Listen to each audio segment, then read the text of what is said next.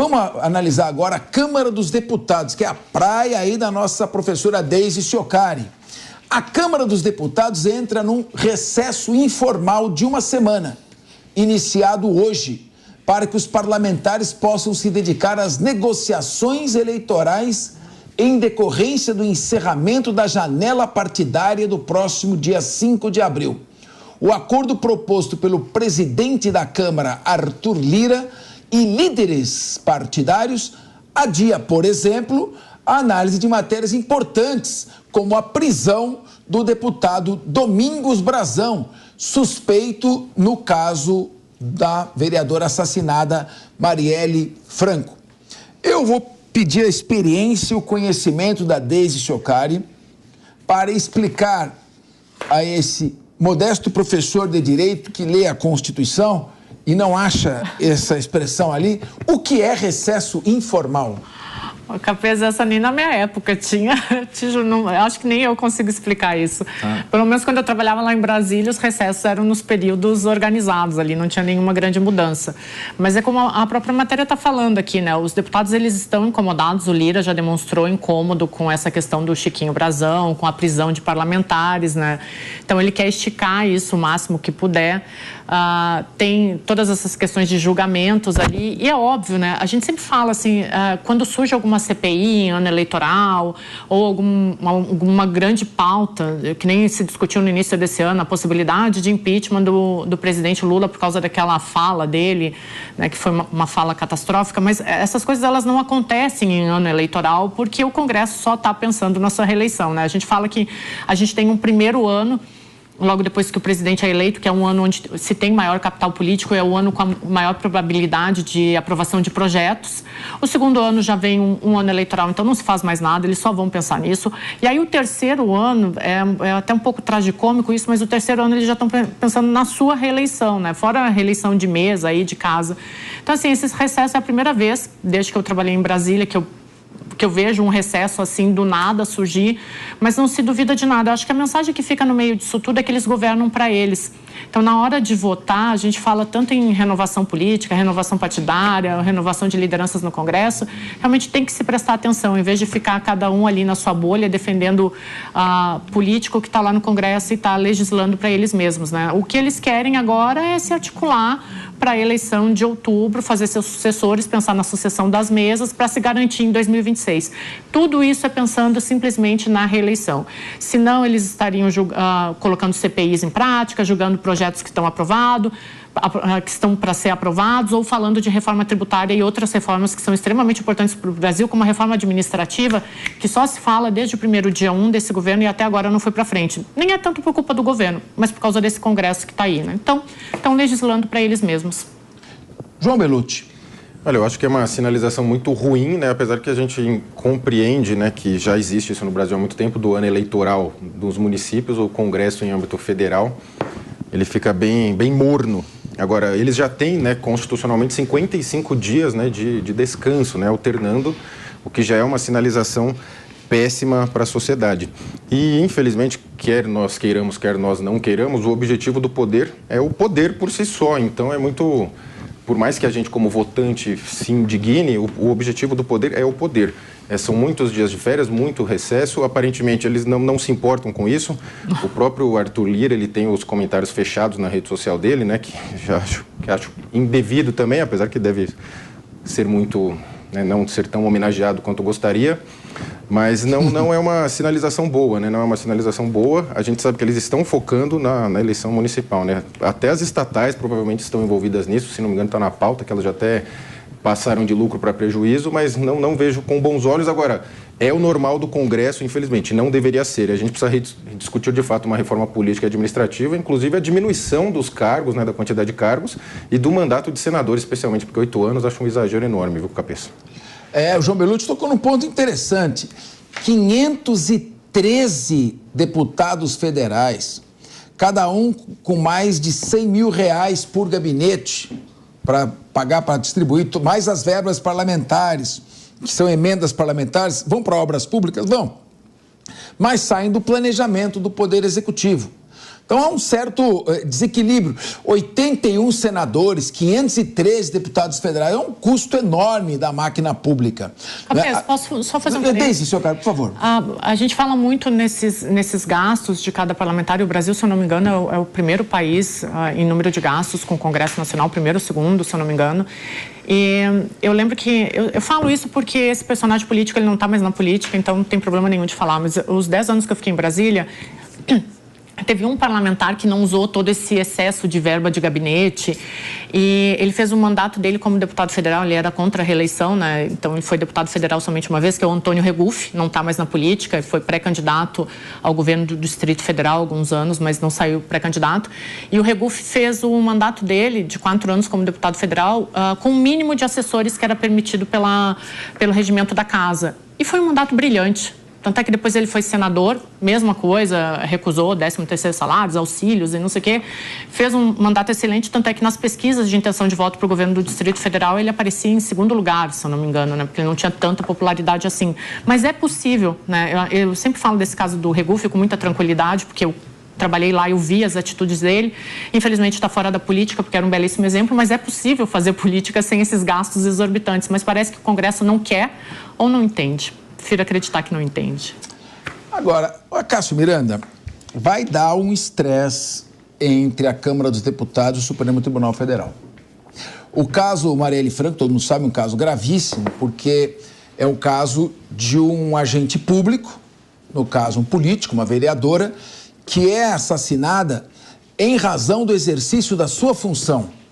Quando há a morte de um agente público em razão do exercício da sua função, isso solapa as bases do Estado democrático, porque aqueles que representam o povo ficam inibidos do exercício das suas funções. Então, é um crime que tem que ser apurado com o máximo rigor. E o relatório da Polícia Federal, que traz o envolvimento, por exemplo, o deputado federal Domingos Brazão, tem 479 páginas. Eu li o relatório inteiro. É realmente muito detalhado, tem muitas provas, muitos indícios colocados. Agora, tem uma questão. Se o Domingos Brazão integra uma organização criminosa, basta prendê-lo em flagrante. Porque quem integra a organização criminosa está permanentemente em flagrante, prende em flagrante. E aí submete a prisão em flagrante, 24 horas, ao Congresso Nacional, no caso, a Câmara dos Deputados, que, por maioria de votos, pode manter esta prisão em flagrante. Analisa o relatório e mantém a prisão. Porque se ele integra uma organização criminosa, ele pode ser preso a qualquer momento. Não há necessidade da prisão preventiva. Você pode manter o deputado Domingos Brazão preso em razão do flagrante. Agora, quando se decreta a prisão preventiva, e é um caso de grande repercussão, você pode dizer, olha, eu vou decretar a prisão preventiva porque, sendo um caso de grande repercussão, ninguém vai chiar. E, a partir daí, cria-se um precedente perigoso. Com a prisão em flagrante, resolveria o problema imediato, sem criar um precedente perigoso. Porque eu queria que você analisasse aqui, temos produção, artigo 53, parágrafo 2º da Constituição Federal. Olha, desde a expedição do diploma, os membros do Congresso Nacional não poderão ser presos. Desde a expedição do diploma, os membros do Congresso não poderão ser presos, salvo em flagrante de crime inafiançável, que eu estou dizendo. Se ele está em flagrante de crime inafiançável, ele pode ser preso e deve ser mantido preso. Mas, fora o flagrante inafiançável, a Constituição Federal garante a impossibilidade de decretação da prisão preventiva. Não cabe decretação de prisão preventiva. Sendo preso em flagrante, os autos são remetidos em 24 horas e aí a maioria dos membros resolve sobre a prisão. Então, isso pode ser, depois queria ouvir a Deise novamente, isso pode ser um foco de tensão e isso pode estar desagradando o Arthur Lira e, a meu ver, num confronto desnecessário, porque ele pode ser preso em flagrante, e se ele é membro de organização criminosa, ele nem pode ficar na rua, ele tem que ser mantido preso. Mas a prisão preventiva é mais aquele negócio. Há um caso como esse, vai que cola. E aí cola a prisão preventiva, fica um precedente para dali para frente em outros casos que não têm a mesma gravidade. Isso pode gerar um problema, não, Cássio Miranda? Capês, isso não pode gerar um problema, isso já está gerando um problema. Quando a gente olha para a chamada, quando a gente olha para o recesso informal, para que sejam costurados os últimos acordos políticos antes do fechamento da janela, também há indicação que este recesso informal é um gesto do Arthur Lira ao Supremo Tribunal Federal, dizendo que, olha, Supremo Tribunal Federal, na interpretação de vocês, um deputado pode ser preso, mesmo que não seja em flagrante, e na interpretação de vocês, nós, Câmara dos Deputados, devemos analisar esta prisão. Mas nós, Câmara dos Deputados, vamos embarrigar esta análise para que vocês fiquem cientes que nós não estamos de acordo com a interpretação que vocês, Supremo Tribunal Federal, fazem dessa decisão. Quando a gente olha para o 53, parágrafo 2º, que foi posto pelo alemão na tela, é importante a gente lembrar o seguinte: nós temos no nosso país uma tripartição de poderes e nós não admitimos a ingerência de um poder em relação aos demais. E este artigo leva em consideração exatamente esse aspecto. Se há um deputado, se há um senador, se há um parlamentar que mereça ser preso, ele deve ter todos estes aspectos analisados pelos seus pares, que assim como ele, são detentores de um mandato dado pela população, e se estes pares, detentores destes mandatos populares, entenderem que é o caso da prisão, eles sinalizarão pela possibilidade de prisão. Esse entendimento do Supremo vem gerando um desgaste, não é de hoje. Nós já tivemos outros deputados nesta situação que cometeram crimes graves iguais ao do Domingos Frazão, e a tendência é que a Câmara tire essa pessoa, que os demais deputados tirem essa pessoa da mesma casa que eles integram. Não seria necessário um atropelo do Supremo Tribunal Federal ao que está estabelecido na Constituição. Por isso, Arthur Lira, repito, faz este gesto, manda este recado ao Supremo Tribunal Federal. Lembrando que há uma interpretação extensiva e bastante forçosa, a verdade seja dita. Não está se falando aqui de impunidade, Ricardo Rosso. Primeiro que ele está preso. O recesso informal mantém Domingos Brazão preso. E segundo que ele deve permanecer preso por estar em flagrante delito. Integrar uma organização criminosa. Agora, com esse atropelo, você viola o sistema de freios e contrapesos. Checks and balances, que existe na democracia, quando um poder se sobrepõe muito aos demais. Você tem a questão do foro privilegiado. O Supremo Tribunal Federal vai votar a ampliação do foro privilegiado. Ou seja, por um lado amplia o foro privilegiado e por outro retira uma garantia, que é uma garantia do parlamentar.